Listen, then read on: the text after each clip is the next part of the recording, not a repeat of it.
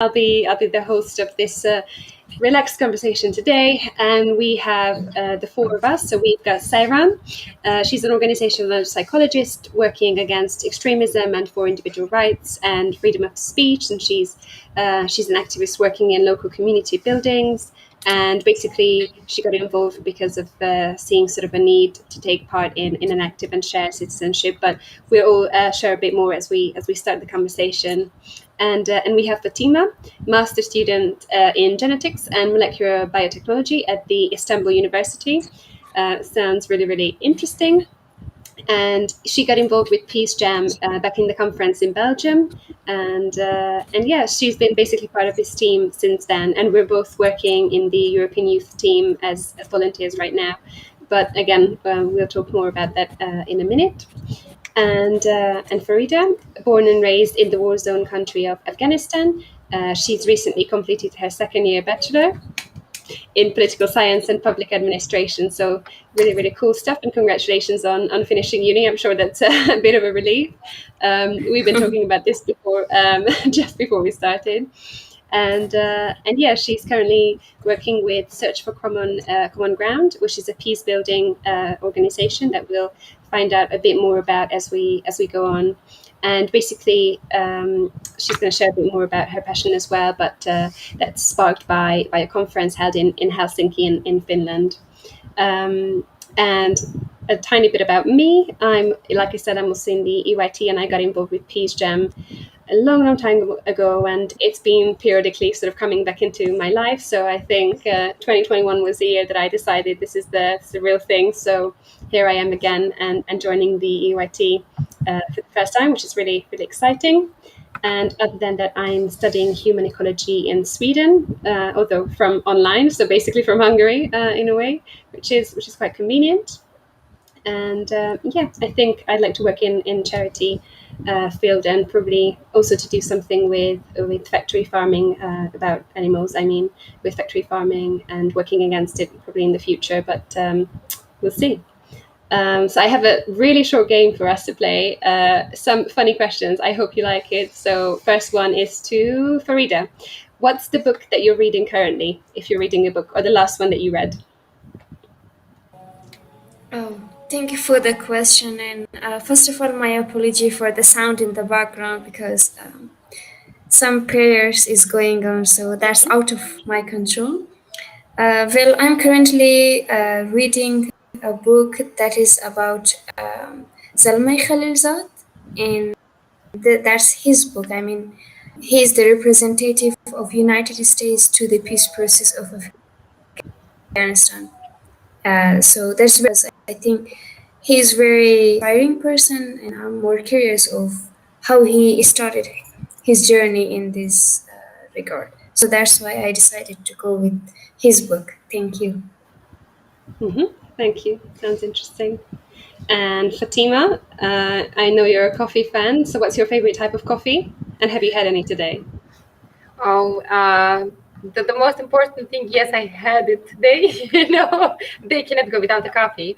But my favorite one is the, let's say, Boston coffee with the milk and a lot of sugar. So, the perfect combination to make my day happy and chill, and to give me an extra energy, not just the normal energy, but the extra one that I need. Yeah. Like this, Yeah, I want to try it when I'm in Bosnia next time. Yeah, And Seyran, since you're going to Bosnia soon, you can try it as well. Oh, I will take you to the best place. And my question to Seyran is, what's the last film that you've seen? The last film that I saw. And this becomes funny because I'm usually not a movies person. So the last movie I saw, I think it's some time ago, but it was, I can't come to think of it right now, but I remember the last series I saw, if I can mention that instead.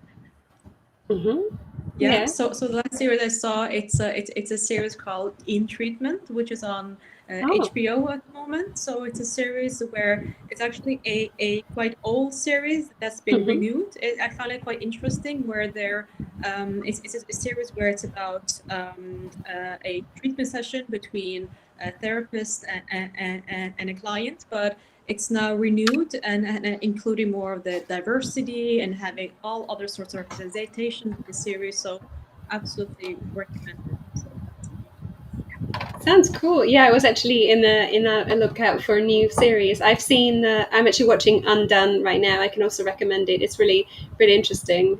Yeah, I'll send it to you in a message. great. But okay, thanks for the fun answers. That was really nice. And I have we just talked about this as we were chatting before, that we have a couple of themes and topics to discuss. So as you can see from the event's title, we're going to talk about our experiences partly in peace building, since all of us are kind of related to at least an organization working towards peace building in youth communities mainly. So I guess that's a common thread for all of us and a common passion. And some of us have an experience with working in science and studying sciences.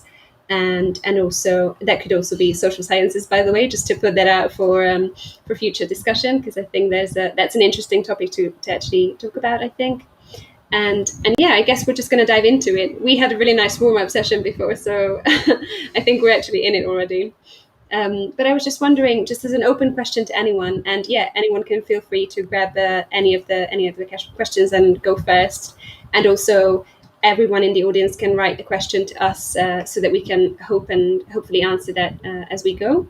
But I was just going to ask, maybe, how did we sort of all get into our studies and work that we're doing right now, whether it's studying or working at the moment, and sort of what's our story or what's our journey with the peace building and the activism that we've been doing in the past. So yeah, just anyone go for it. I might start if ladies are okay with that. So actually, it's first of all, I would say that it's really nice to be here, and it's nice to have a space and an opportunity to share the ideas, the thoughts, and the life path. Because for me personally, it was really the best way to learn and to get motivated by listening other people's stories, and things they did, like an activist. So recently, I had talked with Romania school. We had the Romania school talks. And one of the comments that really stuck into my mind was that what children told me, it was like, yeah, thank you for sharing the ideas, what you did as a volunteer, So later on, we were actually discussing it a bit and talk about it, because we have so many people willing to actually do something, but sometimes they just lack that small spark, small move or small idea to make them, okay, let's also try that. We could do that. So it's just a small push, for people. So I'm really happy to be here and to listen our stories from Seyran and Farida, because I'm sure we have a lot of different things to discuss, because we are basically from all over the world. We're just not the Europe. We're having our members from all around, so it's really interesting. So not to go too far, I'm sorry. My story about actually education and everything. I am in a science, so I always liked that part. Always loved a bit of plants and bugs and all of that creepy things, that bacteria that I was never afraid of. Actually, when I see the spider, I was like, oh, it's so cute. It has small paws. If you didn't know. So in that manner. So later on, actually, when I needed to enroll into the university, I had many different fields, of course, like the choice you have to make is not easy, of course. But in the end, I was like, okay, I want something that is the most relatable to something that I love. So in the end, I found the genetics. I started with genetics and bioengineering, and I just mentioned in our pre-talks, it was a totally different experience, because it was different language, it was different atmosphere. It was the university where we had members actually from many countries, and I was minority in my own country, because 70% of the students were actually foreigners. So it was perfect. It was my first step into kind of outside world. And I'm sorry about the sound. I just canceled it. I'm sorry. Don't worry. You can hear it, right? Okay, stop. Okay, it's good now. Sorry. Don't So worry. it was important because you learn how it looks like to be every day surrounded by different people, by something that's totally new, not just language, not just the science that I just entered. It's actually the people and cultures to meet every day. So ideas that we got from them, they were many students coming from abroad. They were actually they were trying to do something, small university things, let's just, I don't know, paint that wall, let's just try that, and from them I actually started with the small things, like, okay, let's do something, with the movement, let's do something. So kind of basically start of the activism was related to people who were totally different than the people living in my country, like the different culture, different language, in that manner. So later on, when we graduated, it was totally, I don't know what to do now. So I took a year off. I started working. I had some rest for myself. I just needed time to sort out what I want to do, where I want to be, what's my next step. So meanwhile, I decided to go on a master, and I applied for the university in Turkey. Again, different country, different language, the language I didn't know before. So it was like 3 years master for a master, and people say like, are you normal? Like 3 years is a lot. You can make your PhD in 3 years. And I was like, it's okay, it's experience. And I never regret. I'm now working on my thesis, and I would literally always tell people when they ask me, just go. Whenever you have a chance, just go, just try different things, different people, different languages, different atmosphere, everything. Because later on, you collect so many memories, so many people around you, that it's amazing. And life is then opens its opportunities, So some way of my life, That's it from me. Yeah, that's really interesting. I think university is definitely the period of time where you start to socialize much more than you did before, and there's a sense of freedom because you're a bit older than you used to be in high school, and I think that's quite liberating in a sense, and at the same time it's really challenging, like mentally and physically, to do all the studying, because I think you mentioned, Fatima, that you had classes from like almost 9 to 9, and that you had lab work, and you had all the kind of different uni classes that you had to attend, and then you've got social life, and also some of us, I think, have jobs, part-time jobs, to sustain themselves in different countries and everything. So it's a lot to balance, I think, for a young person, and I think it's quite challenging, but in a really interesting way. And I think I felt the same because I studied in the UK, and it was, first of all, very interesting culturally. It was really different from Hungary, and a massive change actually, and I struggled a lot with just having even an everyday conversation. I think it was so much more tiring to like hold up a conversation in English after you had your classes, and then you're supposed to have fun, but you're like, sorry, what did you say? And I think that was really fun and interesting to get into. But I think with a lot of patience and learning, and just knowing when to rest and when to take some time for yourself, you just get into it, and one day it all clicks, and you're just doing it from intuition, and it just happens. So Definitely. Yeah, and they drink tea instead of coffee, so yeah, I know. Yeah, that was a challenge. I actually got into the milky tea thing with some oat milk. I liked it, not with the cow's milk. But yeah, all the way for caffeine.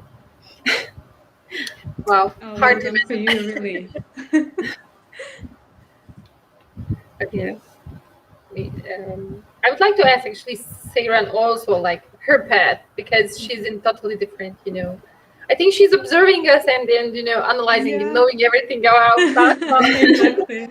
Yeah, I mean, so my field is, I think it's been an interesting journey even for me, because I didn't really plan to get on this journey. It's sort of the path built as I went. So fast forward, I'm based in Oslo, Norway.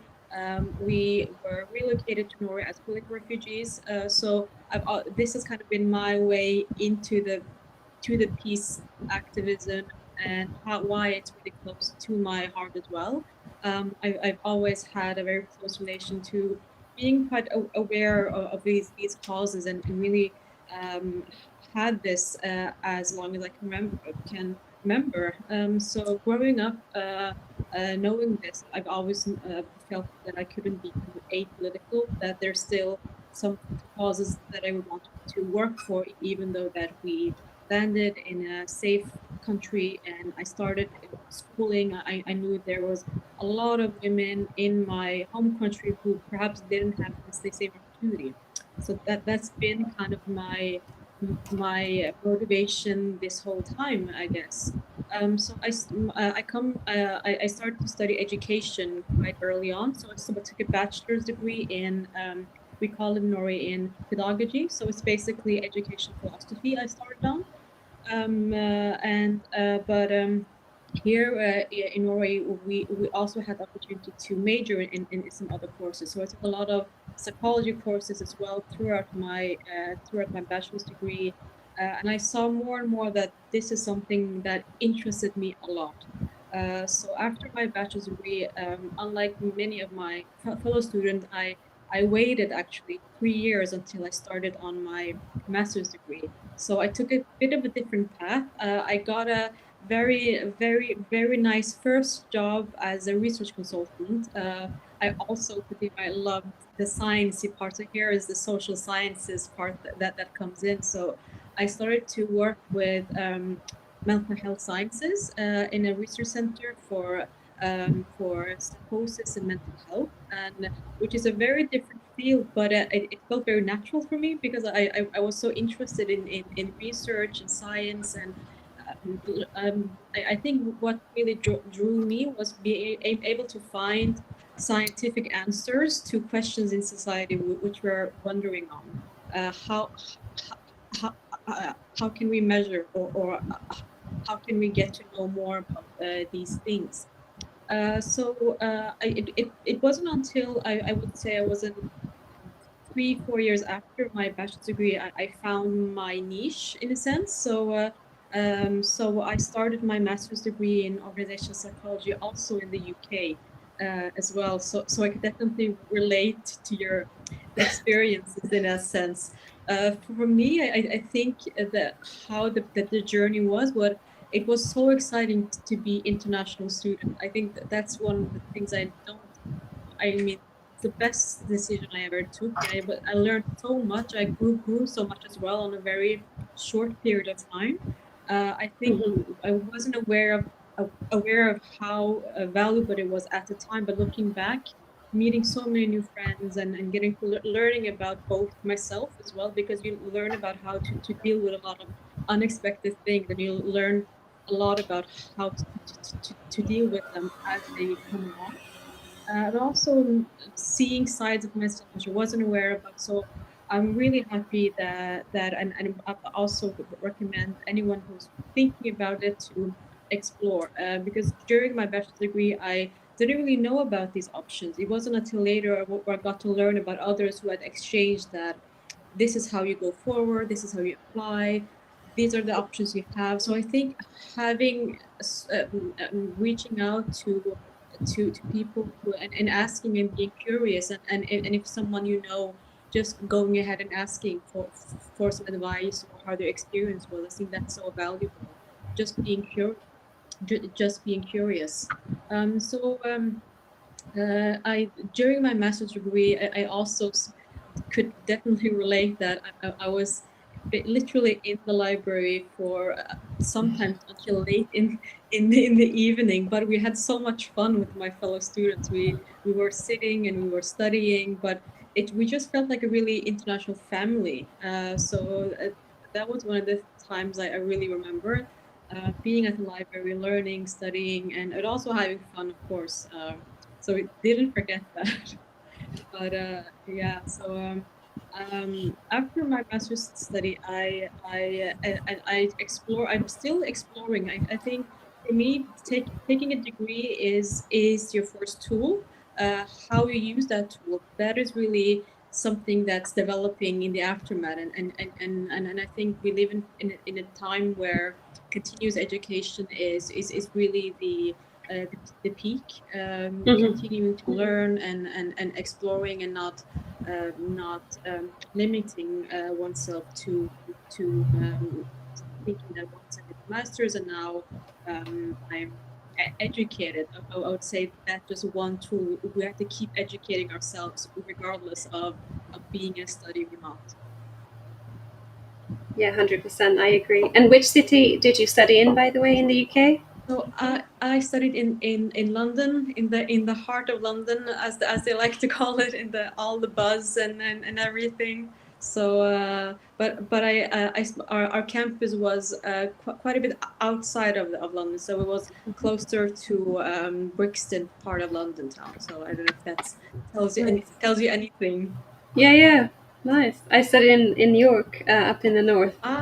That's nice. Yeah, so I asked. Yeah. Interesting. And Farida, you studied in Afghanistan. Yeah, it was so interesting to hear from Seyran and Fatima. So while they were explaining about their journey, so it helped me make a comparison of the journeys. First of all, having a break between the bachelor and also the master. So what makes my journey different is because I was not satisfied with the first bachelor, so that's why I decided to go for the second bachelor, as I earlier mentioned. I think in terms of the pressure, so of course every student needs a break, but I don't know because I mean the story is a bit different, and since my background is the majority of my background is all about peace building, and what makes me so much passionate and at the same time being so much interested in doing my master's is the field that I'm really sure of. I mean, peace studies. So I mean, everything is set in my mind, and I think everything is pre-planned. So I mean, that's what makes different the journey for me, because I'm pretty sure for what I am gonna do, and even after doing the master. So I think that makes me be more in hurry rather than Seyran and Fatima. So I hope that it will happen very soon. And about my I would say my career journey. So it is a long story, but I would rather to somehow only mention the highlighted points of the story. So I think my academic, I would say my academic journey is somehow interconnected with my career journey. So and also with my, I would say, with my job. So before joining Search for Common Ground, so I was working with the Office of the First Lady in the Presidential Palace. So there we had a very, I would say, a very good program for women's inclusion in peace process, and it took almost 7 months to cover all corners of Afghanistan. So I was part of the organizing team, and I'm so thankful of being responsible for so many tasks in relation to that forum. So I was supposed to collect all those information and analyze them, summarize them, and then report them back to my supervisors.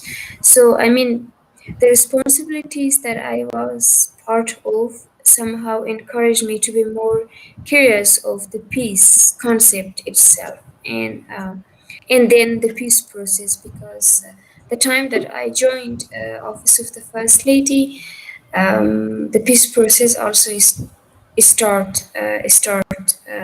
after that. And I think I'm very much thankful of the office, first of all, and then the forum, because the forum was a very good exposure to me to find out what really peace means to particularly women and young women who are living in a conflict zone country like Afghanistan, and who have been experiencing conflict for so many decades. Um, and that was a very good exposure. But what made the exposure really strong enough to me was being invited in the first international symposium on youth participation in peace process. So that was the very first experience of me being part of an international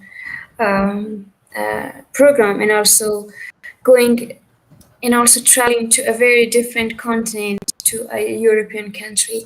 So that really helped me a lot, because I was feeling that I'm the youngest one in terms of my experiences and also my expertise in peace building in that forum. And I did find so many experienced and at the same time very brilliant people in the field of peace building there, and that really motivated me a lot, and that helped me to be more curious of the field peace building itself. And when I came back to Afghanistan, so I was really sure of what I will be doing next, and that really paved the way for me to be part of another international events in relation to the peace process and inclusion of youth and women in the peace process. So this all somehow came together to somehow motivate me and encourage me not to work as a full-time employee in the peace building field, but also be a volunteer peace builder as well. Though I was a full-time student as well. So the journey was challenging at the same time for me, because I was really on the pressure, and sometimes I really forgot to somehow even take care of my appearance or take care of my clothing, even because my friends told me that you're so much busy that you even don't know what you wear when you come to the office or when you come to university. Because before being full-time employee, so I was so curious of or cautious of my clothing, but I did not get time to even reflect on my personal life. So it was very stressing and challenging moment for me, but at the same time, I would say a very joyful journey, because it somehow helped me to learn more and to be more experienced person, and more importantly, to find out who I am and whom I will be in the future. So somehow that helped me to answer so many questions that I was struggling to find out its answer. So and I'm so grateful of the challenges that I faced and challenges that I am facing now, and the journey itself. So it was a very long journey and full of challenges, full of I would say obstacles, because that's not only, I mean, personal challenges, but also some challenges and obstacles that the society impose on us as a women, because Afghanistan is a very traditional and very conservative society. Um, very few parts of the country is not conservative, but the majority parts are conservative when it comes to particularly women. So it was a very joyful journey for me, and it really helped me that who I am and what I am doing, and the reason that what I am doing is clear to me, and that's why I enjoy what I do, regardless of what others think of me. I mean, as a woman in Afghanistan, so I'm really grateful of all the chances and challenges I have been facing. Thank you so Thank much. you. All your answers are really interesting, and I can see that we've all had very different types of experiences as a young adult, choosing our paths and experiences that we've gone through.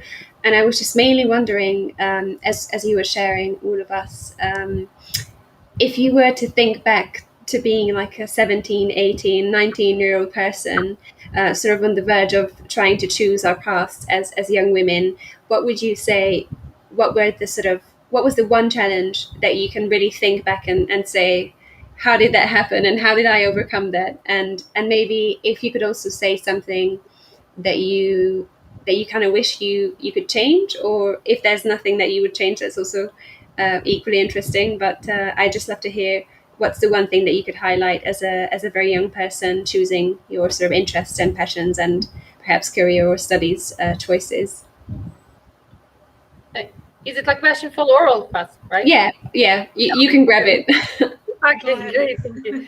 Actually, I would really like to say that what Farida did is really good and it's amazing. Like have some kind of courage to try something really, really different. Like building peace in a country that has many conflicts ongoing. It's like really a long fight, and I'm sure it's really not easy. But people like you, and especially women like you that are actually brave enough to go into it and do it, makes the change. So one step at a time, how it goes. But congrats on all of your efforts. And as you were talking, I was actually just thinking of and catching some notes of how important it is to first of all have a support, not the borders, but the support from your family, from your friends, from people around you, who recognize your work and just help you through your way. And another thing, like how important it is to set your goal and go on for it, like to give yourself time and space and courage to just go for it, like just set the goal and chase it, not give up. Mm-hmm. So when I look back and going back to your question, it's actually relatable. What would I change? For me, honestly, I wouldn't change anything. I would just like tell to myself to be more brave, not to worry, because I was really worrying a lot about, catching all of the things I have to do about university and the exams and the grades and, catching all of it at the same time, to different schools at the same time, and different languages. Last thing I studied in my native language is actually like maybe probably the primary or high school. So after that, for 10 years now, I'm not working in my native language. It's all the time like translating in between the three languages. Yeah. And if someone would tell me like you're gonna do it, I wouldn't believe, But now when I'm at the position to use 3 or 4 different languages at the same time, it's like, wow, girl, you nailed it,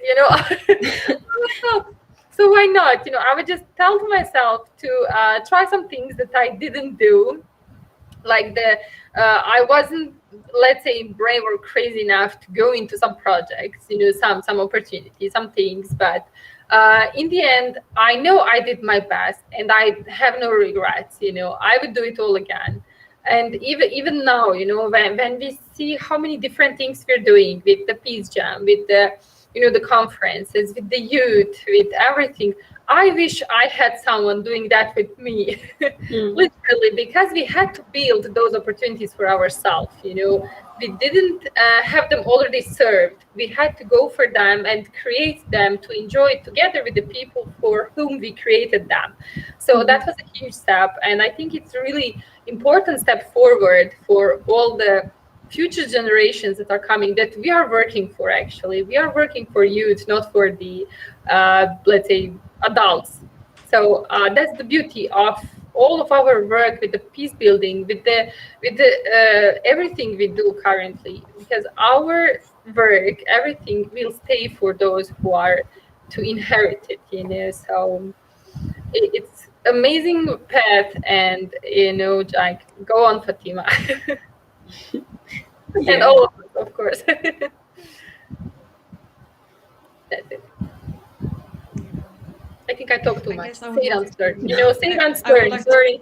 I would like to moderate both of you, because I think we have such a pool of the strong and also the diversity amongst us. We are all women, but we also have tapping into very important areas, which are so important to highlight, that a lot of these disciplines are usually not represented by women either. So it's so important that we create these role models, that we create these representations for future generations, and also for the youth, as you're mentioning, Fatima, as well. When I was younger, I was looking a lot around me to find role models who looked like me, who maybe had the same language like me, or to kind of see any role model that I could see myself in the future. And rarely at that time I could find them, because we didn't have so many opportunities as there is today. So this is such a time we're living in, where we can take advantage of giving back these things that are so important.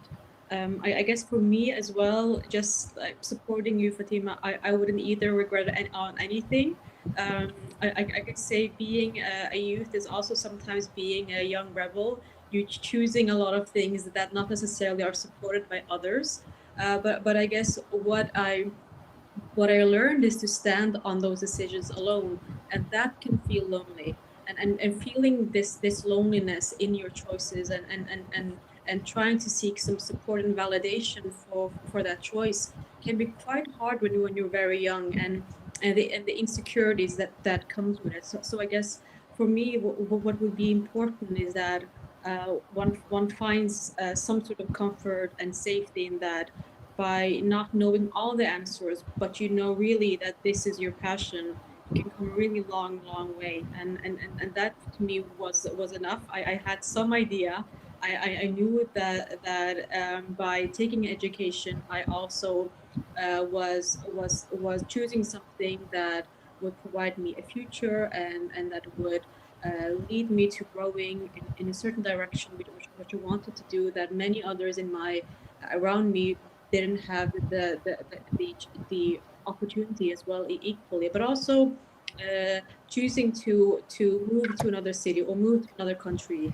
These are a lot of decisions one is taking when one is quite young, and then also that um, develops this type of global and unified mindset as well, because we need to understand not only our neighbors, but also how things are around us, because eventually we see, especially now during the COVID, how much we are depending on each other. So having this global mindset is also has been such an important part, I guess. um, and also I would want to add to that, whilst we are, one big part is studying, I guess. What I remember the most from my time is all the talks and all the learning I did during the coffee breaks, because that for me was when I was really reflecting on things with my peers, or just finding maybe a lecturer who's sitting in the lunch, and having that sort of discussion on the topics of the classrooms. And that's where the best, greatest ideas for me came actually from all the coffees and the lunches, those informal situations that I really remember the most. And I think we need to cherish those moments as well, because having fun is a way of building things together. We develop things by doing, not only by learning and taking some courses, but it's by starting to actually do things together across disciplines, and sharing those creative moments. I mean, I know that I studied with many in my own field, but I got so many friends from other disciplines and other faculties. So it wasn't so much about what I exactly studied either. It was much more also about getting to know people who were like-minded, and who wanted to make a change. Didn't really matter on what discipline that they had, but having this grit, and having this a will to want to make a change, or make a change for someone else as well. And it's not necessarily those big things, but maybe in your local neighborhood, or for someone around you. So it was all about these small things as well, just like you mentioned, Fatima. So but it'd be interesting to hear as well, from a different perspective of how this is also for you as well. I would like to hear a bit more about that. Definitely. I would like to add just something shortly. Like, as you mentioned, like opportunities we have to learn and share, actually sharing with each other. Look, for example, we are currently sharing our ideas and thoughts with each other. So we can literally hear from the first hand, how it goes, how it happens, what happens in a different country, in a different part of the world, tradition, everything, from a person in life. But I remember a time when we had to learn from the books, when we didn't have internet. For example, all my primary and high school, internet was just starting, like slightly going on. So we didn't have an opportunity to solve our homework, like just typing it into the Google and then just taking it from there. It was still, time of when you had to put your ideas on a paper and work from the paper, go from person to person to ask, to talk, to check what they have to say. For example, but today, everything you want, it's so available. So it's really a huge opportunity. It's perfect because people are starting different, people are finishing universities online. I had also lectures online, and imagine from that time of just not being able to do my homework from internet, I came to the position to study something that totally depends on having online connection. All of my programs, everything I work on for the genetics, for everything, when I upload it, I have to have the internet, I have to have the computer, everything. So this is the era actually when we can share and we can influence so much and improve ourselves so much on such a perfect and probably the easiest way, because look, we're just sitting comfortably in our rooms now and having something that probably would be so hard to do in life, until we all gather into one place, until you get your visa, until you get everything done. It's easier to just turn on the internet and do it. So it's perfect what we have now. So we just have to learn how to use it in the best possible way, So that's the probably the best thing that could happen to this generation. That we are now, actually. So we're still young, we are still young for everything that's coming, of course. I hope we can keep this momentum as well and keep it going, really. Definitely, definitely. So just remembering and sharing, and then you're updated at every second, what you can do. So it's digital era and we're adjusted to it, so it's perfect. Next step is just let's do something, like we already have the first thing, that we needed the most. Next thing is just let's do it. Yeah, definitely. And I think that's an interesting thing to maybe think about, like motivation, because we've been doing this for like a year and a half at least, when we had online meetings, online games when you finished work, or even you worked online. So everything's just been mainly in front of a computer, and then you went out for a walk quickly and came back home. So I think for young people, the most challenging thing must have been keeping up motivation. I think for me, it definitely was keeping up motivation. And I was actually wondering on what do we all think about that, like whether we have a certain technique to go through a tricky time, whether that's during the COVID situation or before that even.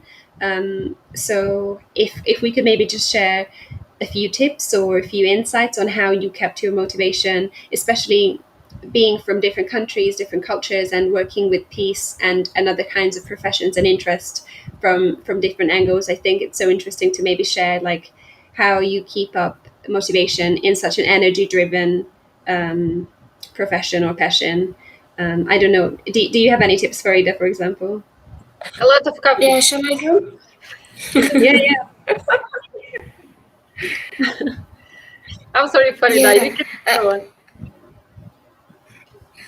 Oh, thank you. So I think this is the question that I usually ask myself, because the context that I live in is full of the chances where we can lose our motivation, or where the level of our motivation is decreasing. So, so there is a very unfortunately, in the context that I live, we do have, a very, I would say, not really, not really justifiable perspective that people usually avoid referring to the psychologist, but I personally do not believe that this is. I mean, that's in some cases that's like a taboo to somehow refer to any psychologist if we face any issues related to our mental health or in terms of our morals. So I never avoided asking for help when first of all I refer to myself and I somehow evaluate my ability whether I can overcome this or that's out of my capacity or ability. If I come to a conclusion that it is out of my control and it is out of my ability, so I never try to ask for any help even from psychologists. So because uh, that's not part of the culture here to refer to the psychologist. That's why so many of Afghan that's why we do have so many intelligent and brilliant psychologists in Iran. So I even set out, I even searched for a very good psychologist out of the country. And I found one, and it has been so many months that I'm in contact with her. And if I face any single issue that I cannot overcome or my family cannot overcome, so I refer to her and she helped me a lot. But when it comes to the daily challenges that somehow lead me to decrease my motivation and even to lose my motivation because we do have so many reasons to lose our motivation. First of all, in terms of the what will come next to us in terms of our life even so I mean going to the office or going to meet your friend with all of the fear whether any explosion happen or whether any suicide attack happen because targeting the activists like peace builders became a trend recently here so that is one of the major part of losing our motivation. But uh, but when I face so when I think that it is not really I mean it is not really part of the job or scope I mean job of a psychologist to help me on the daily basis, but I do personally sit in a corner and ask myself that Farida, come on, if you are so stressful of the situation, if you focus so much on the challenges you face rather than the solutions or ways to solve them, what will you benefit and how you will benefit personally, and then I would say in the family life and also on the societal level. So when I find answer to myself, then I quit. Then I stop. I mean, thinking all about the things that decrease my motivation or makes me so much hopeless.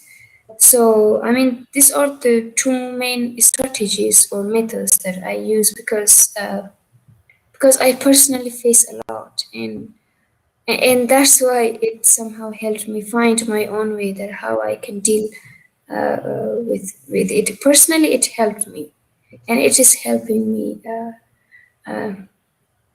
Fortunately. It's good. If I may, like, give a short addition. Like as you mentioned, this psychologist topic is really taboo in many countries. I mean, my country is not the exception, totally exception from that. Like, it's still kind of not fully accepted by the society, unfortunately, but it's improving.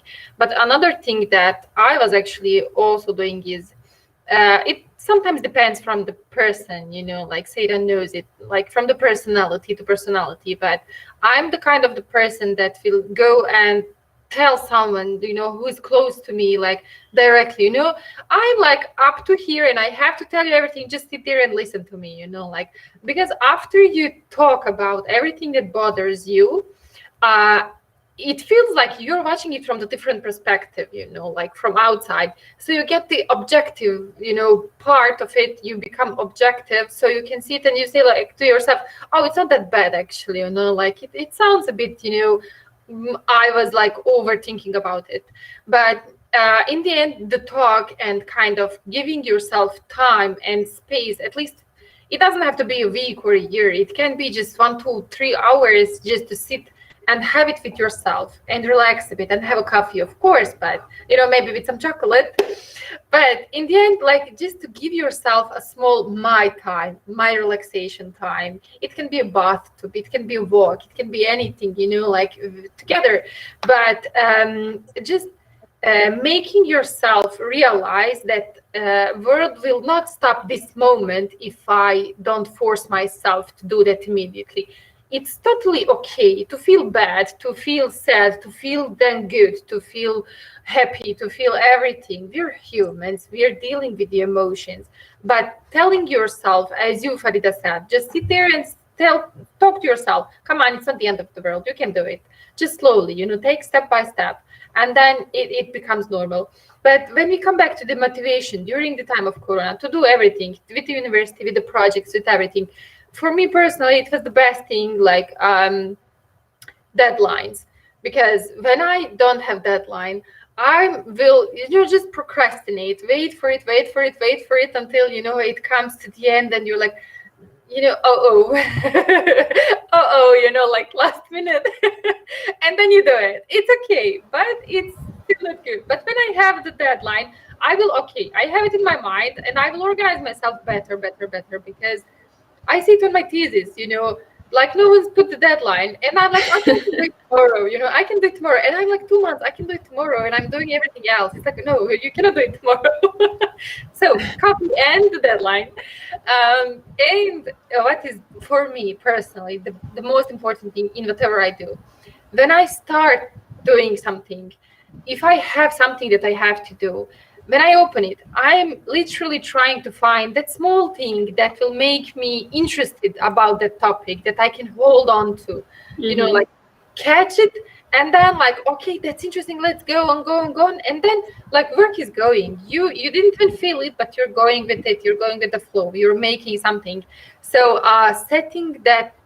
setting a goal that you have to achieve and making it interesting to yourself, even it's math, even it's problem from math, you have to do calculations, just try it. But literally like finding something that catches your attention and then going on with that. And for me also, like doing science, I set it up as my life goal, like something that I said to myself, I will do it. I will definitely do it. I have to do it because it's my life path. It's something I love. So I remind myself, literally, I have those, cute little posters all around that I like, that reminds me on everyday basis. Okay, like, that's fluffy and cute, I could do something with the DNA today, So it's like literally making yourself by small steps. No one is always like happy to work everything, but, sometimes small thing catches your attention during the day, so it makes you go and then help it. And in the end, if nothing helps, I will say it again, there is a coffee. Sorry girls, I don't drink it too much, but I really enjoy it. That's why I say it all the time. Yeah, of course, I know you drink too much. I can tell. Oh. No, I think I'm always up for the coffee, and I think I'm really the same with the deadlines. If I don't have a deadline, I know I can get really annoying, especially with group work. I think I'm always the one like, okay, who's doing what and by what deadline. And it's not because I want to be annoying to everyone, but it's just how my brain works and how I deal with stress. I think if I see it on a piece of paper, if I see like what needs to be done, literally check out this little thing I have here. It's the following 6 weeks I have on a piece of paper. So if I don't have this, then I have nothing basically. And yeah, I think I'm just annoying myself with it first of all, but that's just how I do it. And I'm also all for the sort of sitting down and checking in with how I'm feeling, and maybe calling a friend, calling a boyfriend. It's just all about sharing how you're feeling, because I also think that once it's kind of out of your head, you then look at it like, was this really in here? And then you just realize you can pick it out piece by piece, put it in like a hierarchical order, and then start working on it. You can just take it in the process and priority that you need to take it. And it's hard to remember this yourself, and that's why you need someone, just to say, okay, you can do it, and I can hear and I can hear what you're saying, and it's a valid thing. I think we also often lack a validation from ourselves and the society, and maybe sometimes the friend group, whether what we're thinking on the inside is really an issue. And we all have different kind of things going on in our lives, different choices and different circumstances. So you just need that one person who can actually be yourself in in the better days, who can say that this is all fine. You can do it, like what you said, Fatima. You can do it, and that's how I like to think about it as well. So Seyran, from the psychologist side, keep the real thing to us. I will not present the psychologist side. Yes, indeed. No, so I guess what I want to say first of all is that I'm very, very happy to hear, there are so many similar experiences, and I totally can relate to them. For me, I think we've been given during the whole COVID and lockdowns and so on, we've been given a gift of time, which everyone has been able to deal with in their sense and in their own ways. And all of these ways are completely valid. A lot of people are mentioning that, during the COVID, I did this and this and that, or I took this and this and that class. Some didn't do anything, and that's being also being during a survival mode, because we are our bodies and our physics and our mental health are going through a situation which is not normal. So being to keep the normalcy during a unnormal situation is actually being at its best. And I think one thing which is absolutely, I think, as well for me, is to reach out and talk to someone, even just venting out whatever one is feeling, but also being mindful and switching off when I enter a room, switching off and thinking, okay, who am I bringing into this room? Which critical voices am I bringing when I'm entering a new space? Or if something pops up into my mind, or I feel discouraged, being mindful about, is this critical voice from myself or is it from someone else? In case that if, and trying to figure, okay, why am I being critical towards myself? Is it really something that I feel, or is it someone else's opinion about me? And being able to be mindful about that. And that helps a lot in kind of keeping up the motivation and knowing how to unlock that potential we all have, and being to take away that type of negativity or those muddled thoughts, basically not going into that rumination when we're thinking about something about I shouldn't have done it in this way, or I should have done it in that way. But just being, very secure and sure about ourselves that we went in there, did the best we could, and trying to keep that spirit. I think there's not so much more from the psychology side as it is with anything else, is to being able to lead ourselves, because as much as we are leaders for everything else we do, for our education or for our courses or dissertations, for example, we are also leading ourselves, and being good at leading ourselves is actually such a big key of getting through things, and a lot of that one can then transcend to any workplace or any kind of after school or after studies activities, because if one is good at leading oneself and knowing oneself as well, it's easier to manage a lot of other people as well. So I think that there's a bit of both, I think.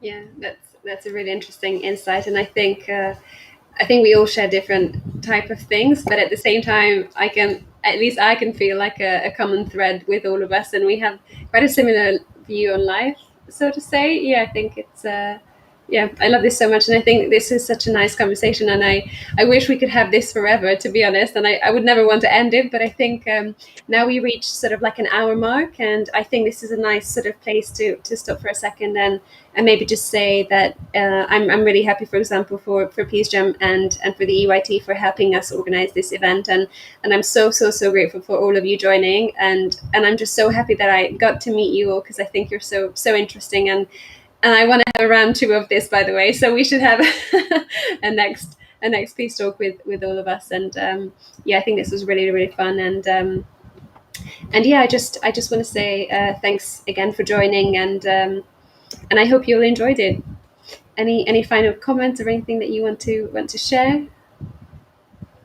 I would just say thank you so much as well. It's been a pleasure to join. Fatima, take it away. Thank you so much for being here. Actually, I'm really happy to see you again, because we didn't have a chance for a long time to see each other, and it was really nice to have this kind of conversation, because the conference is different. So to hear a bit more personalized stories. So hopefully we will have some more in the future, and to hear some more, and just to enjoy ourselves as we did now. So really happy to be part of this beautiful story, really beautiful story. Yeah, thank you so much, everyone. It was so nice, and to be honest, it was one of the very different platforms that I have been part of, and so relaxed and so friendly. Thank you so much.